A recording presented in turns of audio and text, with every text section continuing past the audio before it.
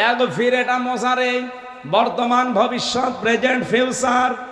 আল্লাহ জাম্বুম দেননি, জুনুব বহু বচন দিয়েছেন, এরপরে আবার জামিয়া দিয়েছেন। সত্যি যদি আমরা এখনই তাওবা করার নিয়ত করে থাকি, আমার আল্লাহ একটা অপরাধও বাকি রাখবেন না, সবগুলো ক্ষমা করবেন। কারণ দুইটা নামে আয়াতের পরবর্তীতে আছে, ইন্নাহু হুয়াল গফুরুর রহিম। আল্লাহ গফুর এবং রহিম, এই বড় বড় দুইটা নাম এখানে দিয়েছেন। বলেন সুবহানাল্লাহ। কি বুঝলেন এখান থেকে? আমি জানি এ পর্যন্ত শোনার পরে সাবেক চেয়ারম্যান সহ যত মানুষ এখানে বসে আছি, সবাই আমরা খুশি আনন্দিত যে আর কোনো চিন্তা নেই, তাওবা করলেই তো সব অপরাধ মাফ হয়ে। কথা বলেন না কেন? কোন আয়াত থেকে যদি কেউ দলিল দিতে চান, এই এদিকে তাকান। আমি আজকে মাত্র একটা আয়াত পড়েছি, সূরা দোহার 7 নম্বর আয়াত। কোন আয়াত থেকে যদি কেউ তাফসির করতে চায়, দলিল দিতে চায়, তাহলে উসুলে তাফসিরের 13টা নিয়ম আছে। তার আগের আয়াত, পরের আয়াত, আগের সূরা পরের সূরার সাথে এর সম্পর্ক কি, এটার সাথে রিলেটেড কি করা আছে, এটা আপনাকে জানা লাগবে আগে। এটা উসুলে তাফসিরের মূল নীতি, এটা আপনি বুঝবেন না আলেম ছাড়া। তো এখানে আমি যেটা বোঝাতে চাই, আল্লাহ রাব্বুল আলামিন এই আয়াত পর্যন্ত শেষ করে দিলে আমি আল্লাহর কসম এই আয়াতটা এখানে পড়তাম না। আল্লাহ জানাতে চেয়েছেন এই ক্ষমা পেতে হলে, এদিকে তাকান, কোন ক্ষমা? ইন্নাল্লাহা ইয়াগফিরুয যুনুবা জামিআ। একটা অপরাধও থাকবে না, সব মাফ হয়ে যাবে। এ বিশাল ক্ষমা না? বলেন বলেন। আল্লাহ বলেন এই ক্ষমা পেতে হলে দুইটা শর্ত মানা লাগবে, আর একটা সময় মেনটেন করা লাগবে। এই আয়াতের পরবর্তী আয়াতে আল্লাহ তার জবাব দিয়েছেন। আপনি দেখেন তো আপনার তাওবা জীবনে যা করেছেন একটাও কবুল হয়েছে কিনা, নাকি আয়াত বলবো না? আল্লাহ রাব্বুল আলামিন বলেন ওয়ানিবু ইলা রাব্বিকুম ওয়া আসলিমু লাহু মিন ক্বাবলি আইয়াতিয়াকুমুল আযাবু সুম্মা লা তুনসারুন। খুব ভালো করে মিলাবেন কোরআন থেকে। আল্লাহ বলেন এই ক্ষমা যদি কেউ পেতে চায়, এই মুহূর্তে তাকে দুইটা শর্ত মানা লাগবে আর একটা সময় মেনটেন করা লাগবে। 1 নম্বরে আনিবু ইলা রাব্বিকুম, তাকে রবের দিকে ফিরে আসা লাগবে।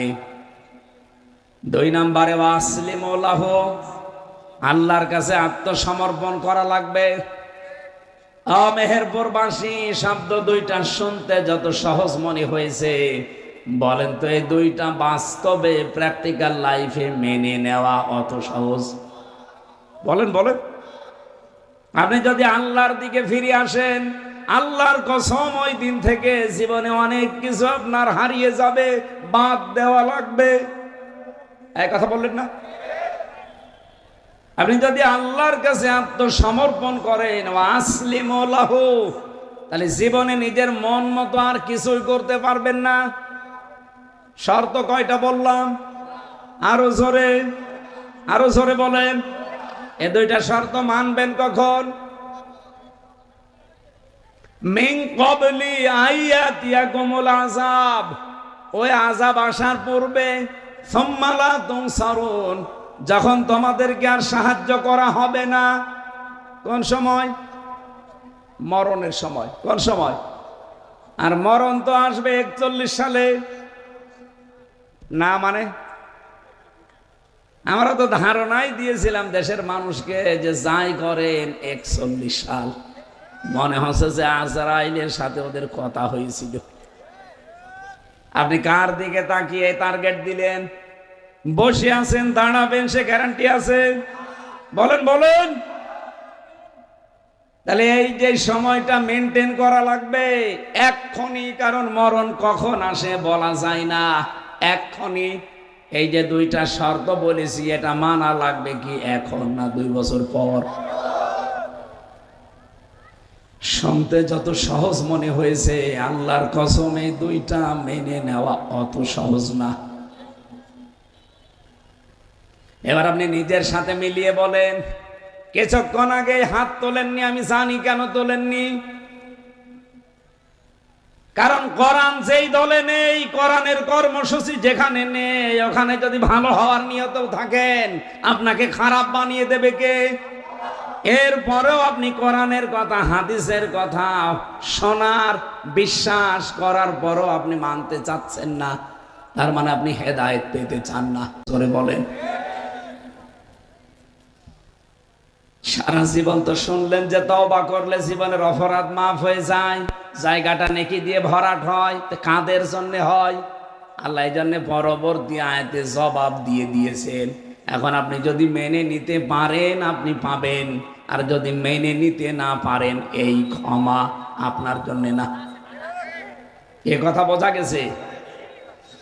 আমি যে কথাটা তুলেছিলাম, আল্লাহ রাব্বুল আলামিন কোরআনে কারীম পৃথিবীর সব মানুষকে হেদায়েত দিতে পারে এরকম ক্ষমতা দিয়েই পাঠিয়েছেন।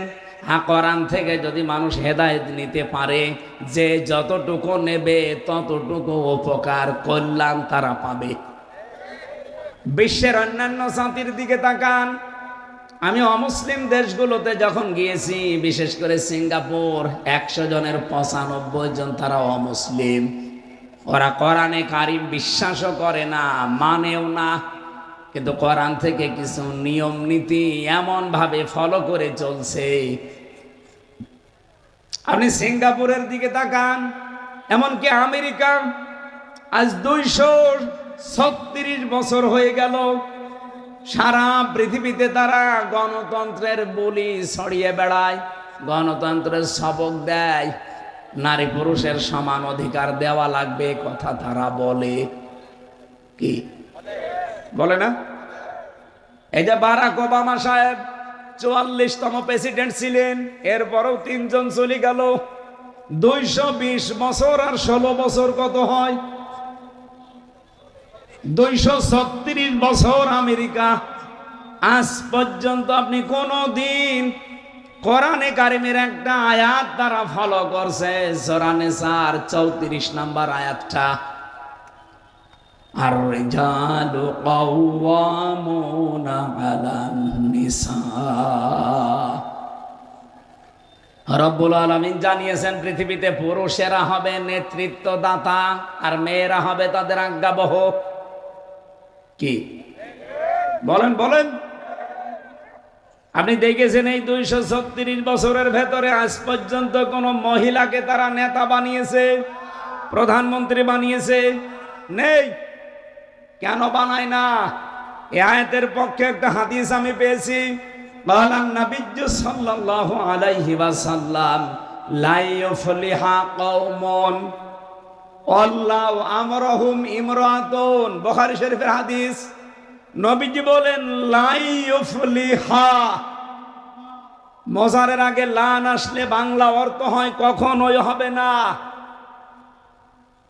নবীজি গ্যারান্টি দিলেন কখনো ওই জাতি সফল হচ্ছে না, হবে না, যারা তাদের দায়িত্বে কোনো মহিলাকে অর্পণ করেছে।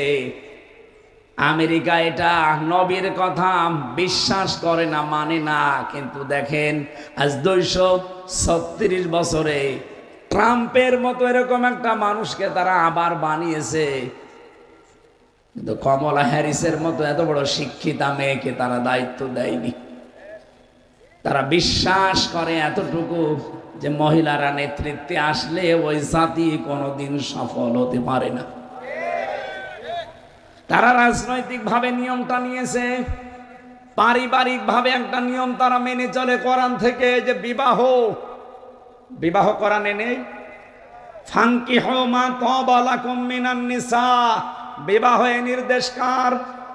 ওয়ানকিহুল আয়ামা মিনকুম ওয়াস-সালিহিনা মিন ইবাদিকুম ওয়া ইমাইকুম। বিবাহ দেওয়ার নির্দেশ কার? রাসূলুল্লাহ বলেন, আন নিকাহু মিন সুন্নতি ফামান রাগিবা আন সুন্নতি ফালাইসা মিন্নি। বিবাহ করা আমার সুন্নাহ, যারা বিবাহ করার সুন্নতটা মানে না, আমি নবী বলছি ওরা আমার উম্মত না। আজ তামাম দুনিয়ায় অন্যান্য জাতির দিকে তাকান, এই মানুষগুলো হয়তো নবীজিকে বিশ্বাস করে না, কিন্তু পারিবারিক জীবনে তারা বিবাহের এই নিয়ম নীতি আজ মানতেছে তাদের পরিবার, সমাজ এবং পৃথিবীর ভারসাম্য ঠিক রাখার জন্যে। আমি বিস্তারিত ব্যাখ্যা করলে আপনি অন্যদিকে চলে যাবেন, আমি সামারাইজ করছি। তাই কোরআন থেকে পৃথিবীর মানুষ যে যতটুকু গ্রহণ করবে অতটুকু কল্যাণ পাবে। এই কথা বললেন না? এই জন্য আল্লাহ দিয়েছেন হুদাল্লিন নাস, এটা মানুষকে হেদায়েত দিতে পারে। 2 নম্বরে হুদাল্লিল মুসলিমিন, এটা মুসলমানদেরকেও হেদায়েত দিতে পারে। এই জন্য মানুষদের তুলনায় পৃথিবীতে মুসলমানেরা কোরআনে কারিম থেকে হেদায়েত আরেকটু বেশি নেয়, এই জন্য উপকারও আমরা আরেকটু বেশি পেয়েছি। 3 নম্বরে কোরআনের সবচাইতে বড় কল্যাণ, সবচাইতে বড় উপকার পাবে দুনিয়ায় তারা, কোরআন থেকে সবচাইতে বেশি হেদায়েত পাবে তারা যারা মুত্তাকি।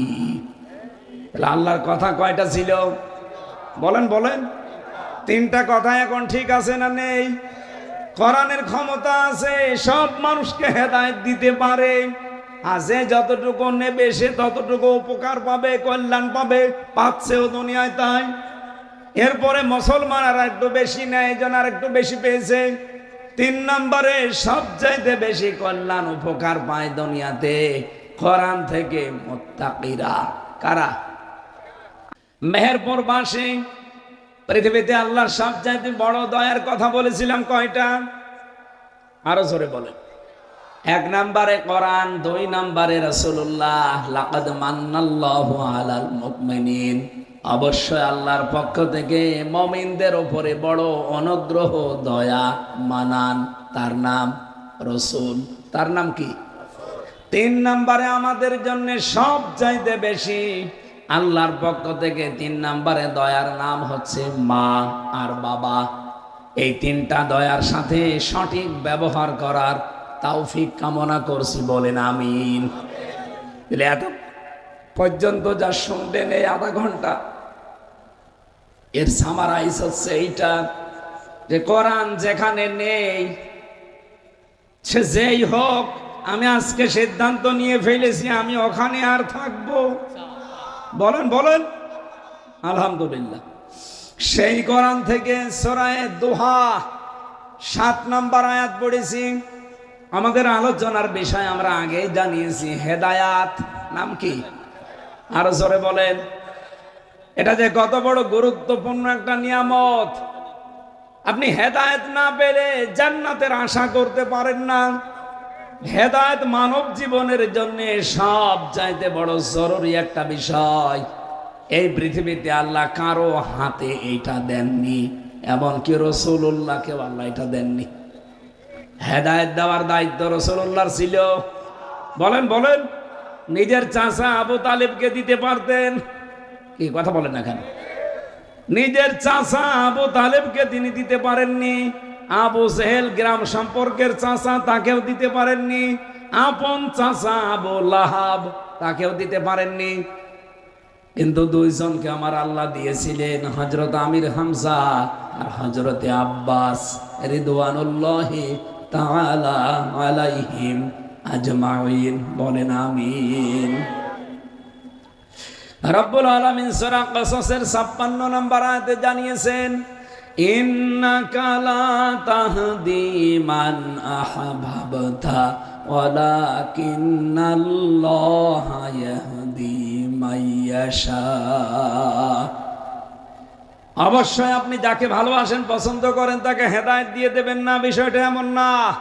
আমি আল্লাহ যাকে ভালোবাসি, পছন্দ করি, যার মনের খবর আমি জানি যে হেদায়েত পাওয়ার যোগ্য, আহুয়া আ'লামু বিল মুহতাদিন, কে পাবে এটা আমি আল্লাহ ভালো জানি। তাহলে হেদায়েত পাবে কি হামজা জানে? বলেন বলেন। ফাইন্নামা আলাইকাল বালাগ ওয়া আলাইনাল হিসাব।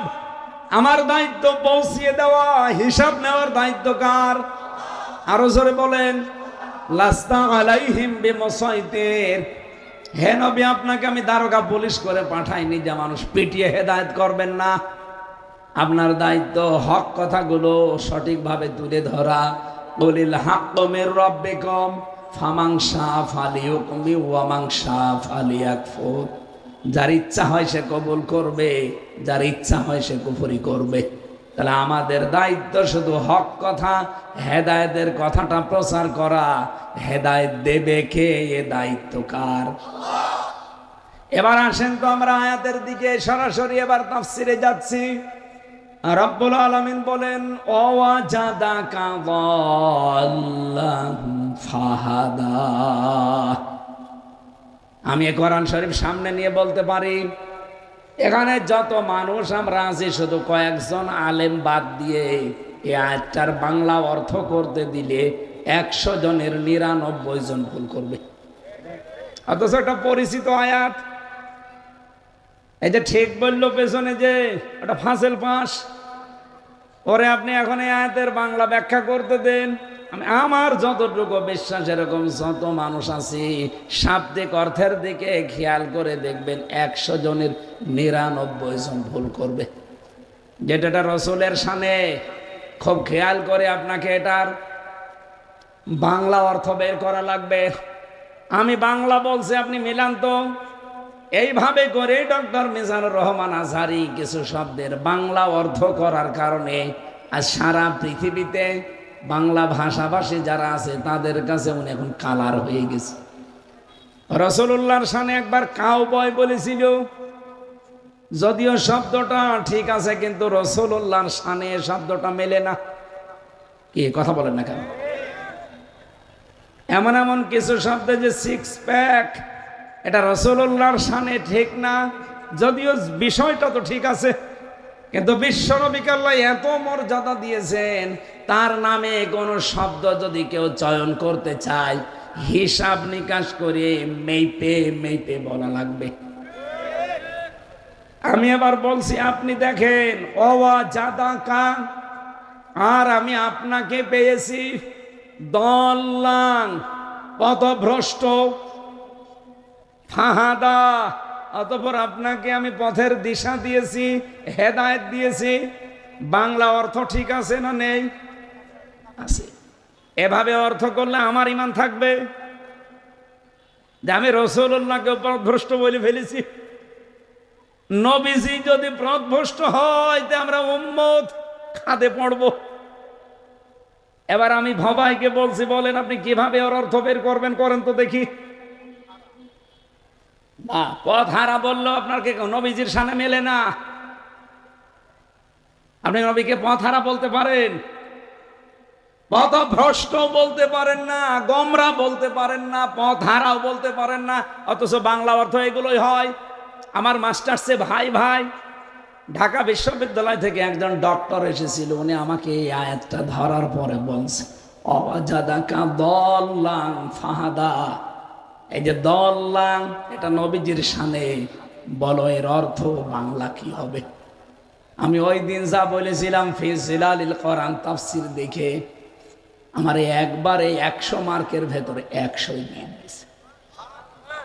অন্যান্য যারা মাস্টার্সের ভাইভা দিয়েছে তাদেরকে 5টা 7টা 10টা করে প্রশ্ন দিয়েছে, আর আমার এই একটা প্রশ্ন ছিল, একটা প্রশ্নই আমি 100। এবার আসেন তো আমি কি বলেছিলাম, আমার ওই দিন থেকে মনে আসেছে এই 14.5 সালের শেষের দিকে, ওখান থেকে আজ এই 25 সাল পর্যন্ত এটা আমার মনে আছে। যতদিন আমি বেঁচে থাকবো আমার মনে থাকবে ইনশাল্লাহ, কারণ আমার এক প্রশ্নেই নাম্বার কত। এর বাংলা অর্থ এবার আমি বলছি, আপনার কাছে ভালো লাগবে। ওয়াজাদাকা যাল্লান ফাহাদা, আর আপনাকে আমি পেয়েছি পথ সম্পর্কে অনবহিত। শব্দটা বাংলা কি? অনবহিত। আপনি পথ সম্পর্কে জানতেন না, পথ আপনি অনুসন্ধানে ছিলেন, কারণ আপনার চারিপাশে ওই সময় মক্কার যে অবস্থা, আপনি পথের দিশা খোঁজার জন্য চেষ্টায় ছিলেন। ফাহাদা, অথবা আমি আল্লাহ আপনাকে পথের দিশা, তার মানে হেদায়েত দিয়ে দিয়েছি। বাংলা অর্থটা শোনার পরে ডক্টর সাহেব এত বেশি খুশি হয়েছিল, আমার মাথায় হাত দিয়ে বলেছিল, জান আর কোনো প্রশ্ন নেই, আপনি পাস। এবার আমরা ব্যাখ্যায় যাবো এই আয়াতটার। আল্লাহ রাব্বুল আলামিন সূরা দোহা থেকে যেহেতু তেলাওয়াত করেছি, কোন আয়াত থেকে যদি আমি আগেই বলেছি, কোন আয়াত থেকে যদি কেউ তাফসীর করতে চায়, আপনি লিখেই দিয়েছেন তাফসীরুল কোরআন মাহফিল। এর উসুলে তাফসীরের মূল নীতি হচ্ছে আগের আয়াত পরের আয়াত, বা আগের সূরা পরের সূরার সাথে এর মিল কি। আপনি এর আগের যে সূরা আছে, নাম হচ্ছে সূরা লাইলি, নাম কি বলেন বলেন। এ সূরার 12 নম্বর আয়াতে আমার আল্লাহ নিজে দলিল দিয়েছেন, ইন্না আলাইনা লাল হুদা, অবশ্যই হেদায়েত দান করার দায়িত্ব কার? আরো জোরে বলেন। এরপরে সূরার নাম হচ্ছে সূরা আলাম নাসরা। এর 5 এবং 6 নম্বর দুইটা আয়াতই এক। ওখানে দেখবেন ফাইন্না মাআল উসরি ইসরা, ইন্না মাআল উসরি ইসরা। কোরআন শরীফ চিন্তা ভাবনা করে পড়া লাগে, কথাটা কোনোদিন শুনেছেন? আফালা ইয়াতাদাব্বারুনাল কোরআন, কি হয়েছে তোমাদের, কোরআন নিয়ে কেন চিন্তা ভাবনা করো না? এই আয়াতটা তো আমিও সেই 5 পাস করার পর থেকে পড়ছি, কিন্তু এর ভেতরে যে এটা আছে আমি নিজের জীবনে এখন পেয়েছি। আপনি এখানে আল্লাহর বক্তব্য ছিল ফা ইন্না মাআল উসরি ইসরা। উসরির আগে আলিফ লাম আছে। আলিফ লাম 4 প্রকার হয়। এর 1 নাম্বার নির্দিষ্ট করার জন্য মারেফা বলা হয়। আপনি উসরির আগে আলিফ লাম দিয়ে আল্লাহ জানাতে চেয়েছেন, বান্দা বান্দিরা অবশ্যই কষ্ট যদি দুনিয়ায় একটা পাও, ইসরা এটা নাকেরা, এটা অনির্দিষ্ট, একটা কষ্ট যদি দুনিয়ায় তুমি ভোগ করো আমি আল্লাহর জন্যে, ইসলামের জন্যে, মানবতার জন্যে, সামনে তোমাকে হাজারো কল্যাণ আমি আল্লাহ অবারিত ফ্রি করে দেব। এজন্য দুনিয়াতে দেখবেন মানবতার জন্য, ইসলামের জন্য, আল্লাহর জন্য যারা একটা কষ্ট সহ্য করে, ভবিষ্যতে তার জন্য হাজারো সহজ কল্যাণ, এই পথগুলো আমার আল্লাহ নিজে খুলে দেয়। আমি প্রথম যখন জেলখানায় গিয়েছিলাম, ওই সময় 10 সাল, যারা জেলে দিয়েছিল ওরা আমাকে অপমান করার জন্য ট্যাগ দিয়েছিল যে শিবিরের ক্যাডার, রক কেটে বেড়ায়। অথচ যে ডাহা মিথ্যা কথা, আজ বাংলাদেশ অলরেডি প্রমাণ পেয়ে গেছে, শিবির যে রক কাটে এটা শয়তানও বিশ্বাস করে। রক যারা কাটে তারা আজ নিষিদ্ধ। এই কথা বলছেন কেন? রক যারা কাটে তারা নিষিদ্ধ না? ওই নাম দিয়ে এখন যদি রাস্তায় আসে জনগণই পিটিয়ে মেরে ফেলবে, প্রশাসন লাগবে না। অথচ সে 77 সাল থেকে শুরু করে 25 সাল পর্যন্ত এই মিথ্যা ট্যাগটা তাদের নামে দিয়ে সারা বাংলাদেশ সহ বিশ্বের মানুষের কাছে কালার করে রেখেছিল যে এরা রক কাটে। আজ পর্যন্ত একটাও প্রমাণ পাওয়া গেছে? কিয়ামত পর্যন্ত পাওয়াও যাবে না, কারণ এই ট্রেনিং এখানে দেওয়া হয়। বলেন, মানুষ এখন আর এটা খায় না। প্রথমে আমাকে যখন মসজিদ থেকে নিয়ে গেল ধরে, যে ওসি সাহেব নিয়েছিল, পরবর্তীতে ওসির দ্বারা আমি অনেক উপকারও পেয়েছি দুনিয়ায়। বলেন তো, ওরা আমাকে অপমান করার জন্য কষ্ট দিয়েছে। প্রথমে এই মিথ্যা মামলা দিয়ে প্রথমে হাজতে দিল থানার। অথচ আল্লাহ রাব্বুল আলামিন ওই দিন থেকে যে আস্তে আস্তে ওপরে তুলতে তুলতে আজ তামাম পৃথিবীর বাংলা ভাষাভাষী এমন কোন মানুষ নেই যে আমির হামজায় নামটা জানে না। মায়ের পেটের ভেতর থেকে বের হয়ে মনে হয় আমার নাম বলে। আমি বাইরের রাষ্ট্রগুলোতে ভাষা বুঝি না, অথচ ওরা আমার কণ্ঠ দিয়ে মাহফিলগুলোকে কনভার্ট করে দেখি কোরআনের কথা শুনছে। তামিলনাড়ুতে গিয়েছিলাম, ভাষা ওদের যে তামিল ভাষা, শয়তানও বুঝবে কিনা আল্লাহ জানে, এত কড়া। অথচ দেখি আমার তেলাওয়াত বাজতেছে, আমার ওয়াজগুলো কণ্ঠ কনভার্ট করে তারা শুনছে মসজিদে। এই কণ্ঠ তো আমার মনে হয় হ্যাঁ বাংলাদেশে আমির হামজার, অথচ আমি নিজে। ওই দিন যদি ওরা আমাকে অপমান না করতো, কষ্টটা না দিত, আমি ওই দিন একটা কষ্ট পেয়েছিলাম বিনা কারণে। মসজিদ থেকে হাতে হ্যান্ডকাপ দিয়ে যে কয়েকশো মানুষের সামনে থেকে যখন নিয়ে যাচ্ছিল, আমি অঝোর নয়নে ওই দিন কেঁদেছিলাম যে বিনা দোষে আজ এত অপমান হতে লাগলো। 10 সালে। এরপরেই যে সময় পাল্টানো আরম্ভ করেছে, এই একটা অপমানের কারণে, কষ্টের কারণে আল্লাহ এত বেশি সুখ খুলে দিয়েছেন, এত বেশি সুখের দুয়ার খুলে দিয়েছেন। একটার জন্য কমপক্ষে আমি 50টা উপকার পেয়েছি। সব চাইতে বেশি পেলাম এই যে কি 21, 22, 23 এই 3 বছর জেলে থাকার কারণে। আমার মতো কত হামজা দেশে আছে, শুধু আমার মনে হয় আজ এই জেলে যাওয়ার কারণে আর এই কষ্টটা পাওয়ার কারণে আজ বাংলাদেশের সব মানুষের ভেতরে একটা সিম্পিতি আল্লাহ তৈরি করে দিয়েছে। আমার আদর্শ হয়তো তারা মানে না, বিশ্বাসও করে না, কিন্তু কথাগুলো দেখি গোপনে গোপনে শুনতেছে। কি বুঝলেন এই আয়াত থেকে? আমি তাফসীরের মূল নীতি বলছিলাম, আগের সূরা পরের সূরার সাথে একটা মিল আছে। এবার আসেন আমরা সূরা দোহায় যাচ্ছি, বিশ্ব নবীর কাছে হযরতে জন্দব, বিশেষ করে তার নাম হযরতে আবু যর গফারি রাদিয়াল্লাহু তাআলা আনহু। তিনি বলেন নবীজির কাছে প্রায় 17 দিন, কেউ কেউ লিখেছে 40 দিন ওহী আসা বন্ধ ছিল। নবীজির মন খারাপ হয়ে গেল, তিনি দুশ্চিন্তায় পড়ে গেলেন যে ওহী আসে না কেন।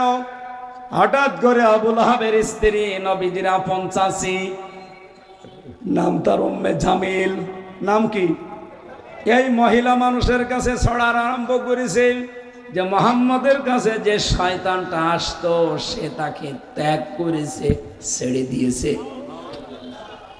নবীজি ভারাক্রান্ত হৃদয়, এত কষ্ট পেয়েছিলেন ওই দিন। রব্বুল আলামিন একটা দুইটা দিন না 17 দিন, কেউ বলেন 40 দিন পরে সূরা দোহাটা আল্লাহ নাজিল করলেন। ওয়াদ-দুহা ওয়াল-লাইলি ইযা সাজা। আল্লাহ রাব্বুল আলামিন বলেন দিনের কসম, যখন সূর্যটা মাথার উপরে চলে আসে, দ্বীপ্রহের কসম, ওয়াল-লাইলি ইযা সাজা, রাতের কসম যখন এরকম অন্ধকারে ছেয়ে যায়। নবীজিকে আল্লাহ এই দুইটা কসম দিয়ে ইঙ্গিত দিয়েছেন, হে নবী, যে কষ্টের সময় ছিল আপনার জীবনে 17 দিন বা 40 দিন, এইটা বেশি দিন থাকবে না। আপনি যেহেতু কষ্ট করেছেন, এই কষ্টের জন্যে এরকম হাজারো সুখের রাস্তা আমি আল্লাহ পরবর্তীতে খুলে দিচ্ছি। আর যারা এতদিন এরকম আনন্দের রাস্তায় ছিল, এই মানুষগুলোকে একটা আনন্দ যারা অবৈধভাবে ভোগ করেছে, তাদেরকে আমি আল্লাহ কমপক্ষে একটার জন্য 70টা কষ্টের ভেতরে ফেলে দেব। এই 15.5 বছরে যারা এক একটা আনন্দ পেয়েছে অবৈধভাবে, আজ তারা 70টা বিপদে আছে। এই কথা বুঝতেন কেন? যারা পাহারা দিত হাসিনাকে, আপনি তাকান, একটা মানুষও পালিয়ে যাওয়ার সময় পায়নি সাথে। অথচ 5 তারিখের আগে তাকে পাহারা দেওয়ার জন্য যদি ডাক দিতে, শুধু এই দেশে অন্তত 18 কোটির 9 কোটি মানুষ হলেও তাকে পাহারা দেওয়ার জন্য ভয়ে হলেও যেত। এমন পরিবেশ আল্লাহ তৈরি করে দিয়েছেন, পাহারাদার পর্যন্ত তার বিরুদ্ধে চলে গেছে। সে নিচে এসে বলেছে দেখেন মাত্র 45 মিনিট, শেষে এসে বলেছিল মাত্র 5 মিনিট। 5 মিনিট সময় চেয়েও শেষে পায়নি, বলে না এক্ষুনি যাওয়া লাগবে। কারণ এতদিন পর্যন্ত অবৈধ সুখ যারা পেয়েছে, তাদের জন্য অবৈধ 70টা অশান্তি আল্লাহর সামনে তৈরি করে রেখেছে। এই জন্য সুখ যারা অবৈধভাবে এতদিন পেয়েছেন, ৭০টা অপমান আপনার সামনে আছে, এটা পাবেন, তারপরে সুখের আশা করবেন। এর নাম লাইলি ওয়াল্লাইলি ইযা সাজা।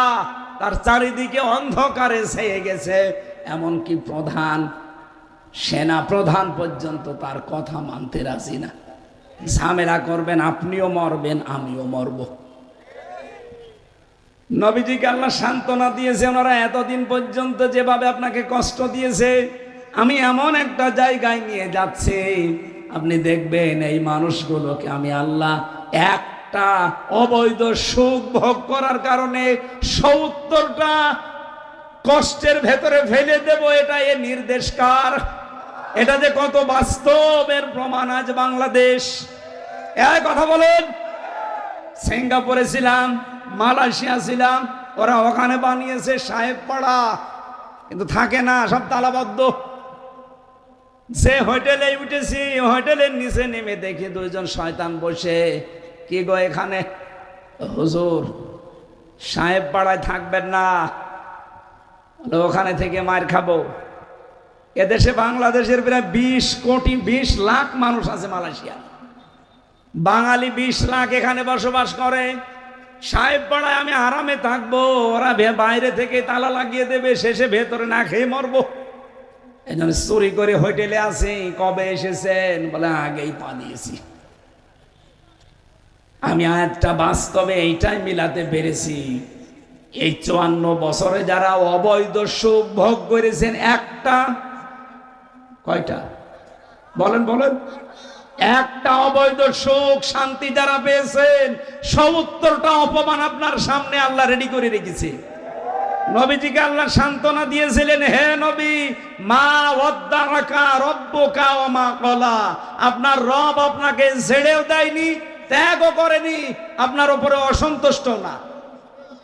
এর বাস্তব প্রমাণ এবার আমি নিয়ে যাচ্ছি হযরতে মুসা আলাইহিস সালামের জীবন থেকে। এবার আমরা তাফসীরে মূল জায়গায় যাচ্ছি।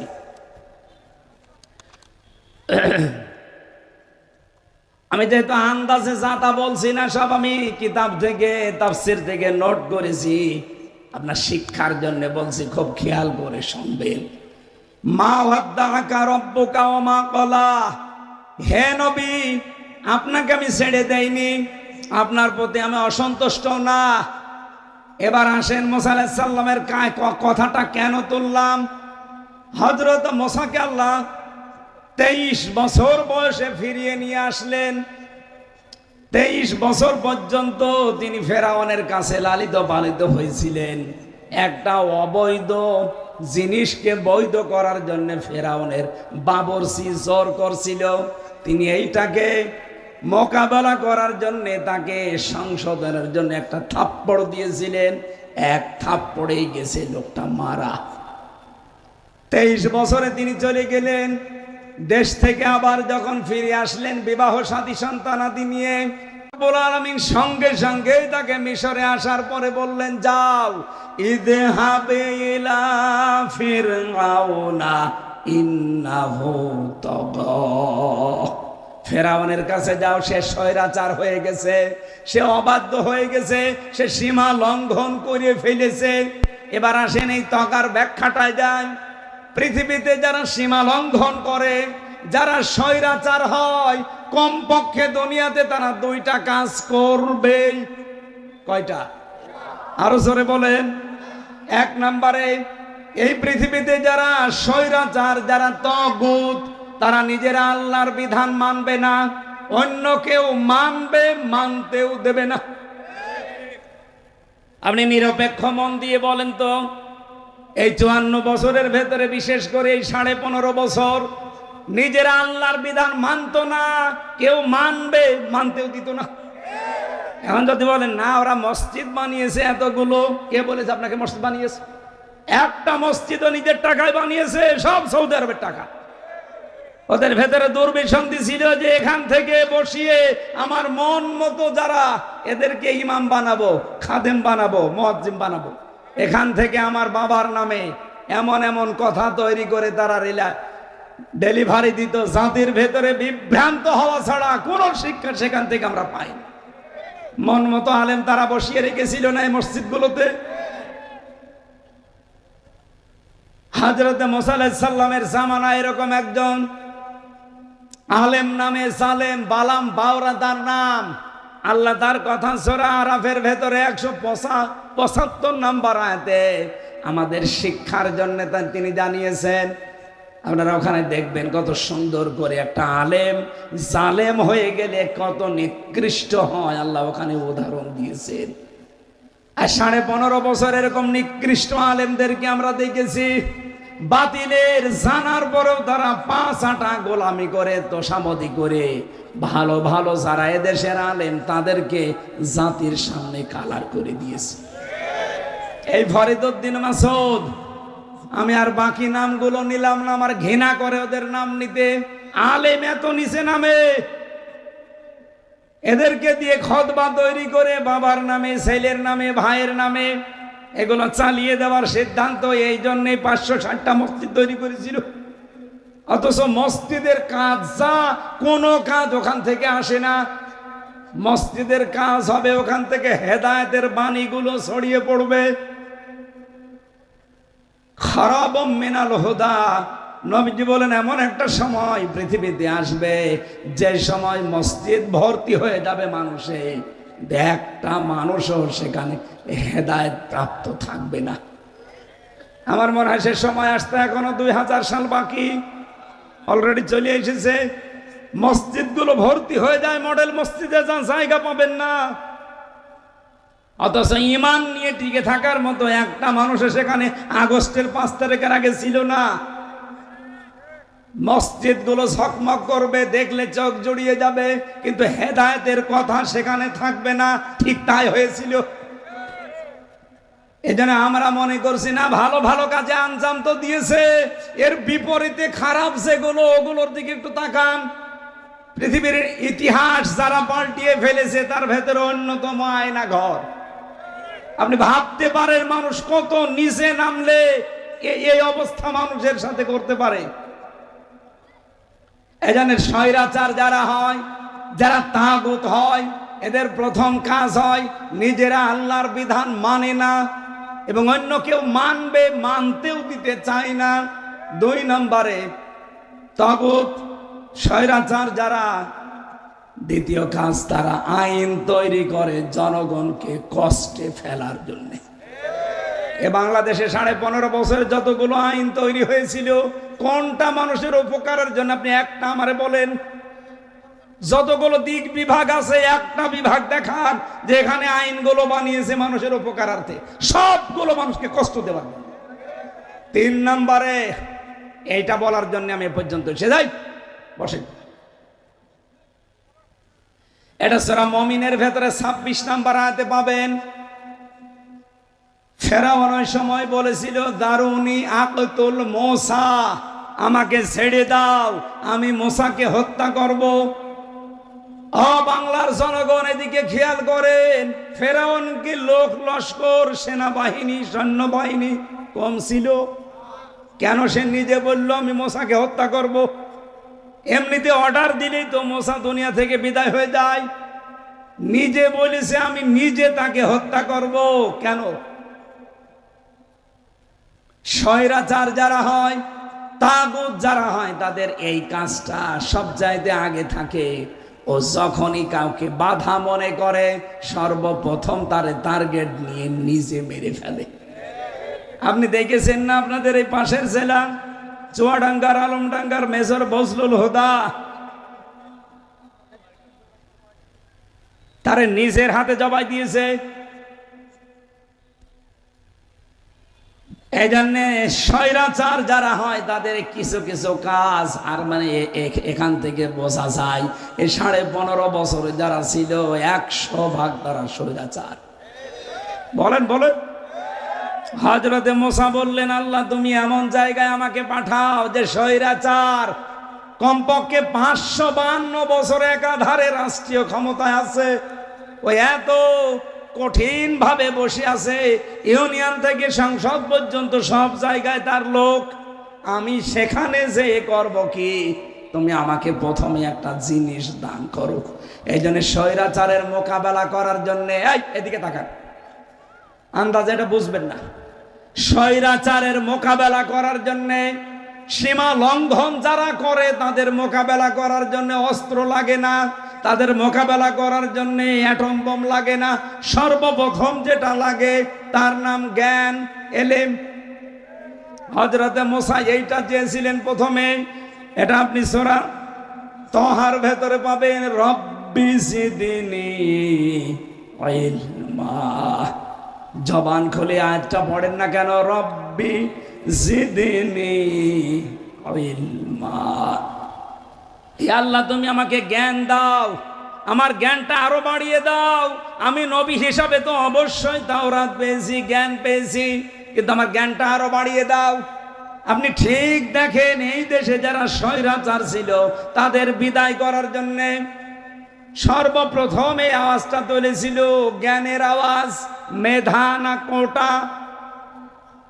কথা বলছে না কেন? মেধা মানে কি? এইটাই তো এলেম, এইটাই তো জ্ঞান। স্বৈরাচারের মোকাবেলা করার জন্য প্রথমে মেধা লাগে, জ্ঞান লাগে। আজ তামাম পৃথিবীতে সবচাইতে যারা বড় বড় স্বৈরাচার ছিল তাদের ভেতরে এই পাশের দাদা বাবুরা একজন। এদেরকে মোকাবেলা করার জন্য মেধা দিয়ে ডক্টর ইউনূস এগিয়ে যাচ্ছে। মাথা না ওটা ম্যাগনেট।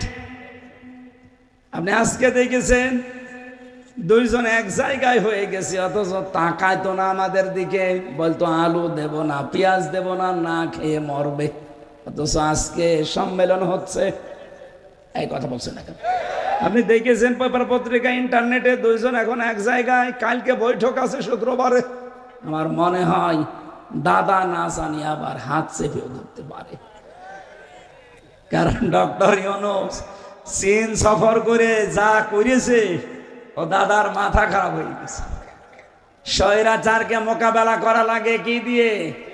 মেধা দিয়ে। বলেন বলেন, আরো জোরে বলেন। এই জন্য স্বৈরাচারের কথাটা শোনার পরেই নাম দিয়েছিল রাজাকার। এই কথা বলছেন না কেন? মেধার কথা যখনই বলেছে নাম দিয়েছে কি? আর ছেলে মেয়েরাও এই কথাটাকে উল্টিয়ে দিয়েছে, আমি কে তুমি কে। এই শব্দটা এখন আর অপমানের নেই, সম্মানের হয়ে গেছে। এই জন্য স্বৈরাচারের মোকাবেলায় প্রথম নম্বরে কি লাগবে বলেন তো?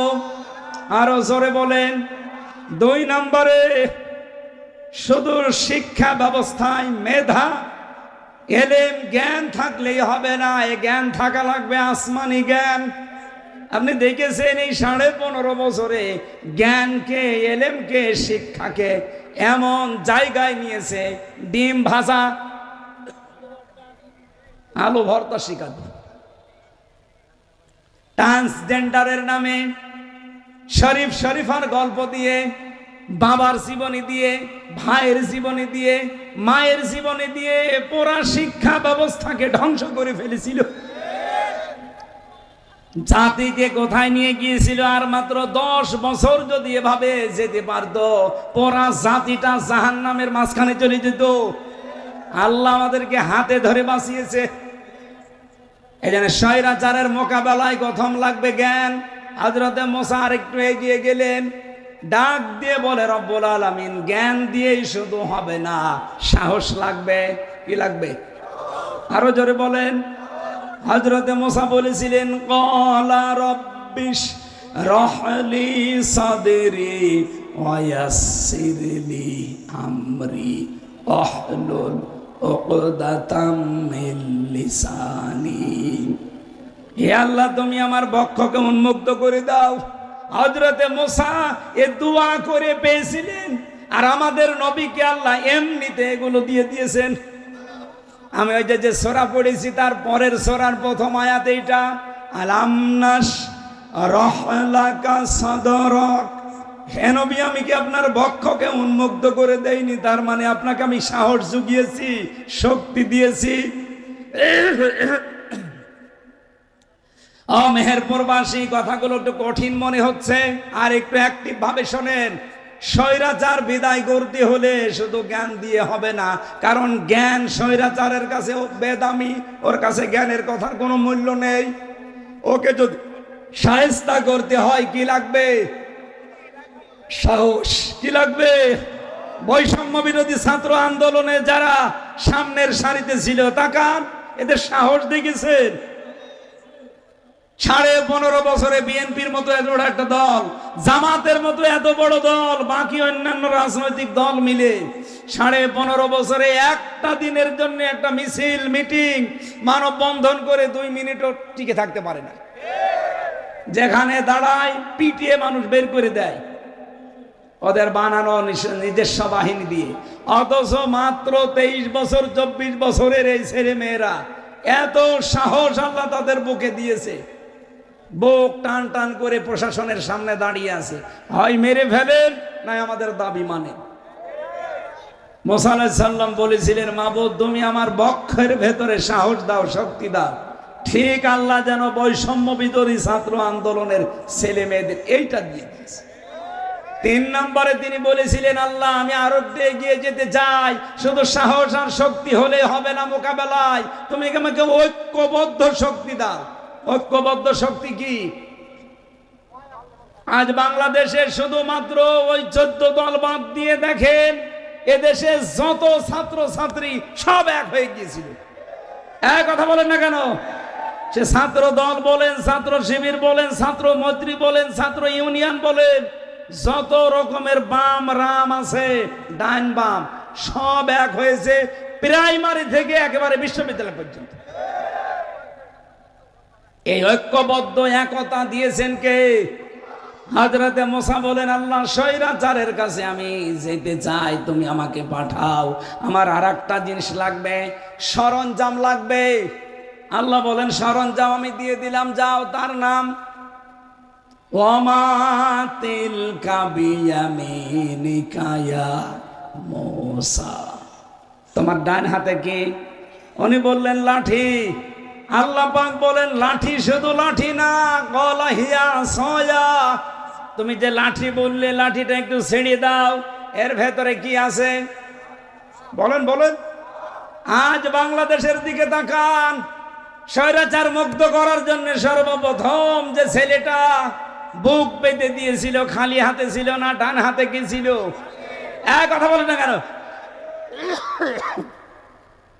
শুধু লাঠি নিয়ে দাঁড়িয়েছিল, 4টা গুলি খেয়েছে, তাও লাঠি হাত থেকে ছাড়ে নাই। এটা শুধু লাঠি হলে হবে না। মুসা আলাইহিস সালামকে আল্লাহ বলেছিলেন, তোমাকে আমি লাঠি দেব, এই লাঠির ভেতরে এমন শক্তি থাকবে, ফেরাউন স্বৈরাচার, এই সীমা লঙ্ঘনকারী, এই অবাধ্য, এর যত শক্তি আছে সব খেয়ে ফেলার মতো পাওয়ারের ভেতরে থাকবে। সুতরাং আজ স্বৈরাচার যদি মাথা ছাড়া দিয়ে উঠতে চায়, বাংলাদেশে শুধু স্বৈরাচার বাদ দিয়ে আমরা যারা আছি, দল বেদল দেখার এখন সময় নেই। 2 হাতে এই 18 কোটি মানুষের 36 কোটি লাঠি নেওয়া লাগবে।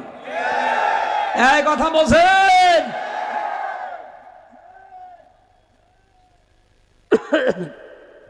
কথা কি কঠিন হয়ে যাচ্ছে না বুঝতেছেন? আজ আমাদের হাতে কোনো লাঠি নেই।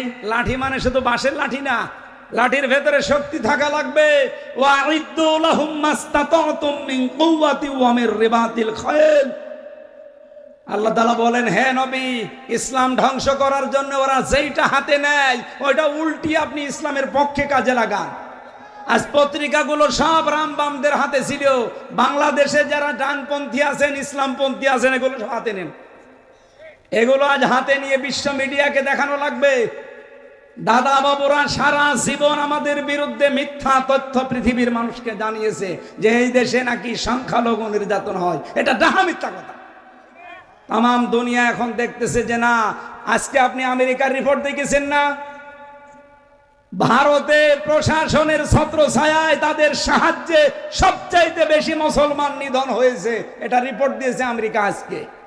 এটা আমার মনে হয় বিশ্ব মুসলিম এবং যত পত্রিকা আছে, মিডিয়া আছে, সবাইকে বেশি বেশি ছড়িয়ে দেওয়া দরকার। ওরা দুনিয়া থেকে যেন অন্তত হালাক হয়ে যায়। এই 54 বছর ওরা যা করেছে, এই জন্য লাঠির মতো শক্তি সরঞ্জাম আমাদের দরকার। এখন সামনে যদি টিকে থাকতে হয় আমাদের, বিশ্বনবী মুহাম্মদুর রাসূলুল্লাহ নিজে একজন মাত্র মানুষ, বাড়ি ছিল খড়ের খেজুর পাতার, কিন্তু তার বাড়ির সামনে 9টা ঘোড়া সব সময় বাঁধা থাকতো। তার বর্ম ছিল, তার তরবারি জুলফিকার ছিল। আপনি হিসাব করতে পারেন, এরকম একটা নরম নবী আমরা বলি, অথচ বাড়ি ঘর ঠিক নেই, বাড়ির সামনে ঘোড়া কয়টা বলেন? ঘোড়া দিয়ে মানুষ কি করে? যুদ্ধ করে। কি করে? আত্মরক্ষার জন্য। সামনেও আমাদের এরকম জিনিস, লাঠির মতো যার ভেতরে শক্তি থাকে, বাতিলকে উৎখাত করার জন্য অবশ্যই লাঠি আপনাকে হাতে নেওয়া লাগবে। সর্বশেষ নাকি এটা বলবো না, এইটা বলার জন্য আয়াতটা আমি নিয়েছি। আল্লাহ রাব্বুল আলামিন বলেন, সর্বশেষ পাঠিয়েই দিলাম তাকে, যাও। ময়দানে ছেড়ে দেওয়ার পরে দেখি হযরতে মুসা লাঠি ফেলার আগে ওরা তারা নিজেরা জাদুকরদেরকে দিয়ে পুরা ময়দান সাপ বিচ্ছু দিয়ে ভর্তি করে ফেলেছে। মানুষ হিসাবে তিনি প্রথমে ভয় পেয়ে গিয়েছিলেন। হযরতে মুসা ডাক দিয়ে বললেন রব্বুল আলামিন। আল্লাহর সঙ্গে সঙ্গে জবাব দিয়েছেন। এটা পাবেন সূরা তাহার 46 নম্বর আয়াতে। এদিকে তাকান ভাই, এইটা বলার জন্য আমি এতক্ষণ এই যে প্রায় 15-20 মিনিট বললাম, এইটা বলার জন্য। ক্বালা লা তাখাফা ইন্নানি মাআকুমা আসমাউ ওয়া আরা। বলেন আল্লাহু আকবার। আল্লাহ পাক বলেন, মুসা ভয় পেও না, তোমাদের দুইজনের সাথে আমি আল্লাহ আছি। তোমার ভাই হারুন আর তুমি ময়দানে দুইজন একা না, তোমাদের সাথে আমি আল্লাহ আছি। আমি দেখতেছি এবং সব শুনতে পাচ্ছি। সুতরাং পৃথিবীতে স্বৈরাচার এবং সীমা লঙ্ঘন যারাই করবে, তাদের মোকাবেলা করার জন্য মুসা আলাইহিস সালামের বন্ধু দুনিয়ায় যারা, মুহাম্মদুর রাসূলুল্লাহর উম্মত যারা, তাদের সামনে ময়দানে যদি আসতে পারে, তাদেরকে সাহায্যের জন্য কে আছে? আরো জোরে বলেন, কে আছে? আসমাউ ওয়া আরা। আমি নিজে সব শুনছি এই ময়দানের কথাবার্তারা, এবং আমি আল্লাহ দেখতে পাচ্ছি। হে নবী, আপনাকে আজ এই কঠিন ময়দানে ছেড়ে দিয়ে আপনি মনে করছেন 17 দিন 40 দিন ওহী বন্ধ আছে, কি না কি হয়ে গেল। না, আপনাকে আমি মা ওয়াদ্দাআকা রাব্বুকা ওয়া মা ক্বালা ছেড়েও দেয়নি। আমি আপনাকে আল্লাহ অসন্তুষ্ট আপনার উপরে না, আমি সব সময় আপনাকে দেখছি এবং আপনার কথাবার্তার আমি শুনতে পাচ্ছি। আপনার পেছনে যে দুর্বিসন্ধিগুলো হয়েছে, এর মোকাবেলা করার জন্য এবার আমি সামনে কয়েকটা নিয়ামতের কথা স্মরণ করাচ্ছি। ওয়ালাল আখিরাতু খায়রুল লাকা মিনাল উলা। এতদিন যাই গিয়েছে আপনার জন্য, সামনের যে দিন আসবে এটা আপনার জন্য ভালো হবে। সুবহানাল্লাহ বলতে পারেন না? বলেন তো, এটা কি শুধু 1500 বছর আগে নবীজির জন্য? বলেন বলেন। তাহলে ওয়ালাল আখিরাতু, আখিরাতের আগে লাম দিতেন না। বালাগাত মান থেকে 13টা কায়দা পেয়েছি আমি। ওয়ালাল আখিরাতু খায়রুল লাকা মিনাল উলা। যদিও কা দিয়ে মুহাম্মদুর রাসূলুল্লাহ উদ্দেশ্য, তাফসিরে বাইজাবি, তাফসিরে ফি জিলালিল কোরআন, মুফাসসিরিন ইকরাম লিখেছেন, কিয়ামত পর্যন্ত আয়াতটা থাকবে দুনিয়ায়। কিয়ামত পর্যন্ত নবীর উম্মত যারা সত্যই দাবি করে, নবীর উম্মত যারা অবশ্যই হতে পারবে, তাদের দিন যত যাবে আগের দিনের তুলনায় সামনের দিনগুলো ভালো আসবে। আর আমরা এইটাই সামনে দেখতে পাচ্ছি। বাংলাদেশের জরিপ আপনারা দেখেছেন, আগস্টের 5 তারিখের আগে মানুষ এই দেশে মাত্র 100 জনের 15 জন বলতো আমরা ইসলাম চাই। অথচ এই যে ফেব্রুয়ারির 28 তারিখ গেল, এটা মার্চ এপ্রিল চলছে, আজকে এপ্রিলের 3 তারিখ, মার্চের 31 তারিখ, মাত্র 1 মাস 4 দিন আগের একটা রিপোর্ট পেয়েছিলাম। বাংলাদেশের 100 জনের 66 জন মানুষ চাই এদেশে ইসলাম কায়েম হোক। এমনকি হিন্দু পর্যন্ত চাই, কারণ তারা এই 6 মাসে বুঝে ফেলেছে যে এই দেশে আমরা নিরাপদ ততক্ষণ না যতক্ষণ ইসলাম আসবে না। এখানে একটা হাদিস পড়ছিলাম আসার সময়, আন ইবনে ওমর রাদিয়াল্লাহু তাআলা আনহু قال قال النبي صلى الله عليه وسلم فاتبعوا الصيادة الأعظم। এই পৃথিবীতে যারা ইসলাম কায়েমে অগ্রণী ভূমিকা পালন করছে, উম্মত তোমাদের দায়িত্ব তাদেরকে সাপোর্ট করা। আজ বাংলাদেশে আমি বললাম না ৭৩টা উপরে দল কাজ করছে, তার ভেতর প্রায় ২৬টাই ইসলামী দল। এরা সব চাচ্ছে দেশে ইসলাম কায়েম হোক, কিন্তু একটা দল আপনি তাকান, এদের ভেতরে কিন্তু অগ্রগামী ভূমিকায় আছে, তাদের ভেতরে এমন এমন কিছু আছে তাদের দ্বারা ইসলাম কায়েম হওয়া সম্ভব। সুতরাং নবীর এই নির্দেশ আমাদের মেনে চলা দরকার। যারা ইসলাম কায়েমে অগ্রণী ভূমিকায় আছে সব বাদ দিয়ে তাদেরকে সাপোর্ট দেওয়া ইমানের দাবি। এখন আপনি কোন হুজুর নিয়ে এসে জিজ্ঞাসা করবেন, করেন। আমি তো হাদিস আর কোরআনের আয়াত বলেছি, ওয়ালাল আখিরাতু খায়রুল লাকা মিনাল উলা। কোনো টেনশন নেই, কোনো চিন্তা নেই, দিন যা গেছে গেছে, সামনে যা আসবে ইসলামের বিজয় আসবে ইনশাআল্লাহ। আল্লাহ রাব্বুল আলামিন বলেন, ওয়ালা সাউফা ইউতিকা রাব্বুকা ফাতারদা।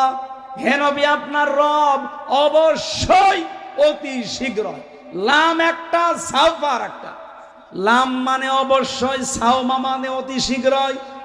অবশ্যই, অতি শীঘ্রই এমন কিছু আপনাকে আমি আল্লাহ দান করব যাতে আপনি খুশি না হয়ে পারবেন না।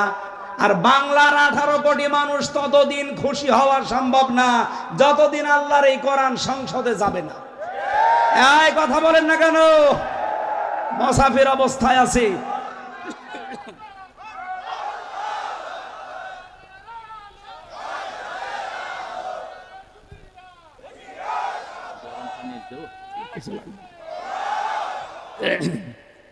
এই দেশে সত্যি করে বলবেন, দল যে যেটা করেন, আল্লাহর এই জমিনে আল্লাহর দিন কায়েমের আগে আমরা কেউ খুশি হতে পারি? বলেন। সুতরাং মন থেকেই বলছি, আল্লাহ চর্ম চোখে এটা দেখার তৌফিক অন্তত দিয়ে আমাদেরকে ফাতার দাও, খুশি করে দাও। এর আগের আয়াতে কি ছিল? ওয়ালা সাউফা ইয়ারদা, অবশ্যই অতি শীঘ্র আপনি খুশি হয়ে যাবেন। সুতরাং আমাদেরকে আল্লাহ তুমি যদি খুশি করতে চাও, চর্ম চোখে আমাদেরকে দেখাও যে এই কোরআন দিয়ে ৫৬,০০০ বর্গ মাইল চলছে। এই পরিবেশ আল্লাহ তৈরি করে দিতে পারে না? আরো জোরে বলেন। এরপরে কি ছিল? আলাম ইয়াজিদকা ইয়াতীমান ফাআওয়া। আমি কি আপনাকে এতিম পাইনি আর আপনাকে আমি আশ্রয় দেইনি? ওয়াজাদাকা দাল্লান ফাহাদা। আমি আপনাকে পথ অনবহিত পেয়েছি, পথের সম্পর্কে আপনার ধারণা ছিল না যে কোনটায় শান্তি। মা তাদরি মাল কিতাব ওয়ালাল ঈমান। কিতাব কি, ঈমান কি আপনি জানতেন না? আপনাকে আমি জানিয়েছি। ওয়ালাকিন জাআলনাহু নূরান নাহদি। তাফসিরে সূরা শুরার শেষের আয়াত পড়বেন, ওয়ালাকিন জাআলনাহু নূরান নাহদি। আমি আপনাকে আমার নূর দিয়ে হেদায়েতের পথ দেখিয়েছি। এই নূরের নাম কি? আরো জোরে বলেন। সুতরাং হেদায়েত পাবে কারা? এর কাছে আসবে যারা। বলেন তো, বাংলাদেশে কেউ যদি মাছ কিনতে যায়, বাজারে গেছে, কাপড়ের দোকানে গেলে মাছ পাবে? আরো জোরে বলেন। কেউ যদি কাপড় কিনতে চায়, মাছের দোকানে গেলে পাবে? এটা যেমন সহজে বুঝলেন। হেদায়েত পেতে হলে একটাই জায়গা আছে, তার নাম কোরআন। বাদ দিয়ে কোথায় দৌড়ান? সুতরাং হেদায়েত পৃথিবীতে পাবে তারা যারা কোরআনের কাছে আসবে। কোরআনের কাছে যারা নেই, সে আকাশ দিয়ে উড়ে যেতে পারে, ও হেদায়েতের উপরে নেই। এবার আসেন, হেদায়েত বঞ্চিত কারা? আমার কথা কি আমি বোঝাতে পেরেছি? সূরা তাহার যে আয়াত পড়েছিলাম, ওই জায়গায় আছে হেদায়েত বঞ্চিত কারা। আল্লাহ রাব্বুল আলামিন জানিয়েছেন,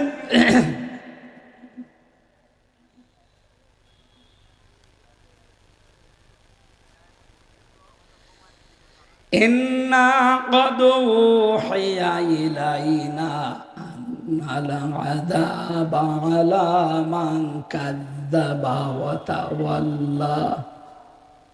অবশ্যই আমি আল্লাহর ওহী যার কাছে পৌঁছিয়েছে, এই ওহি যেই মানুষগুলো মিথ্যা মনে করে আর মুখ ফিরিয়ে চলে যায়, তাদেরকে আমি হেদায়েত থেকে বঞ্চিত করে দেই। আমার কথা আমি 4টা বিষয় নিয়েছিলাম, আমি আশা করি আমি বোঝাতে পেরেছি তাফসীর আকারে। এরপরেও যদি কেউ না বোঝার ভান করে থাকেন, কোরআনের বাণী শোনার পরে, ওহি আসার পরে যারা মিথ্যা মনে করেন না এরকম বলেই থাকে, মুখ ফিরিয়ে চলে যান, হেদায়েত থেকে আপনি বঞ্চিত হয়ে যাবেন। কে কথা বলেন না কেন? আল্লাহ আমাদের তৌফিক দিন এই আয়াতটা অন্তত মেনে চলার। জোরে বলেন আমিন। আল্লাহ রাব্বুল আলামিন মেয়েরা যারা এসেছেন তাদেরকে খুব অল্প সময়ের জন্য টিপস দিচ্ছি। খাদিজাতুল কুবরা রাদিয়াল্লাহু তাআলা আনহা জীবনে কোনোদিন এক ওয়াক্ত নামাজ পড়েননি, একটা রোজা রাখেননি, একটা দিনও জীবনে পর্দায় থাকেননি, জীবনে কোনো দিন তিনি হজও করেননি, একটা টাকা তিনি দানও করেননি।